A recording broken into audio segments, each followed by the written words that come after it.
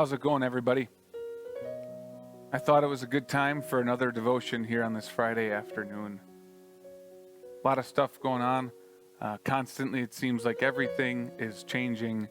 It seems like Mandy and I, we sat down, we watched a little bit of morning news today. And it just seems like everything is just this virus. Everything is medical. It's from Florida, or it's from New Orleans, or it's from California, or New York, or Chicago. It's everywhere. What's going on around the world and around our nation with this virus stuff? And it made me think of this one verse from Matthew chapter 9. Some Pharisees, they noticed that Jesus wasn't afraid to hang out and to eat with people who were seen as less than good. They were kind of seen as the cultural sinners, as the lowlifes, as the downtrodden. And Pharisees noticed that Jesus wasn't afraid to be with them. And so they asked Jesus' disciples, why does your teacher eat with tax collectors and sinners? Jesus heard this, and here's the verse that I've been thinking about the last couple of hours. Matthew chapter 9, verse 12. Jesus said, "It is not the healthy who need a doctor, but the sick. But go and learn what this means. I desire mercy, not sacrifice. For I have not come to call the righteous, but sinners." When you read a short little section like that, and when you read any section of the Bible, some of those basic questions that you have to ask yourself: where do I see myself in what I just read? What points out who I am or shows me the things that are wrong with me or the help that I need? A short little verse like this: it's not the healthy who need a doctor, but the sick. Which one are you? Are you feeling okay right now? Have you been affected by the COVID virus or by any other kind of virus? Well, we know that that's really not what Jesus is talking about. He's talking spiritually. Healthy or sick, which one are you? Are you the kind of person that doesn't really need Jesus because you're trying to live a holy life all on your own?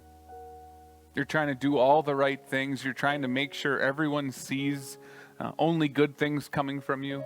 You're trying to make sure that when people talk about you or when they think about you, they say, "Oh, they're so great. I wish I could be more like them." Or are you the sick person? The one who needs help from a doctor. The one who needs a physician of the soul. The one who wakes up every morning saying, "Well, today I'm not going to live the kind of life that God's child should.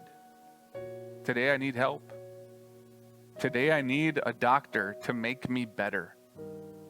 And then you go to bed tonight and you say the same thing. "Boy, today I needed help.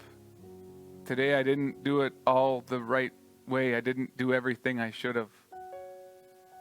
Today I need the physician of the soul to forgive me all my sins." That's one of those basic questions that we need to ask whenever reading the Bible. Where do I see myself in this text? Where do I see myself? And we got to admit, we're the ones who are sick. Not necessarily with a physical ailment or a virus. We're the ones with a spiritual sickness. We're the ones who need to be healed. But another good question to ask whenever you're reading the Bible, if it's a short little section or if it's a lot of chapters, another good question to ask is, where do I see my God? What's He doing? What's He saying? How does He look at me? And if you could see, and if you could hear, then you probably notice the one who said these words, it's Jesus. You know, that physician of the soul who needs to give you forgiveness, who needs to help you get through a day, who needs to help you live like the kind of child that God has made you? You know that doctor who's going to take care and heal your spiritual ailment? That's the one who's speaking these words. He says, "For I have not come to call the righteous, but sinners." Do you notice what Jesus is saying to you? He's saying he called you.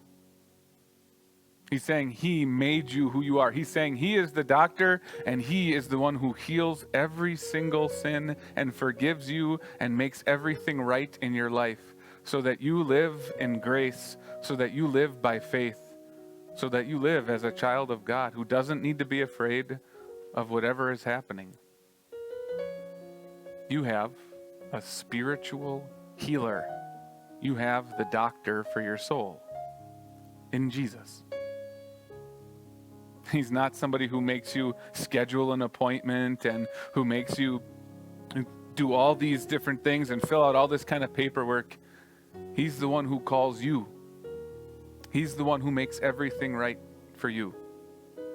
So no matter what's going on, no matter what kind of worries or ailments that we are dealing with or the people of this nation are dealing with, Jesus is the one who makes everything right. Jesus is the one who calls sinners.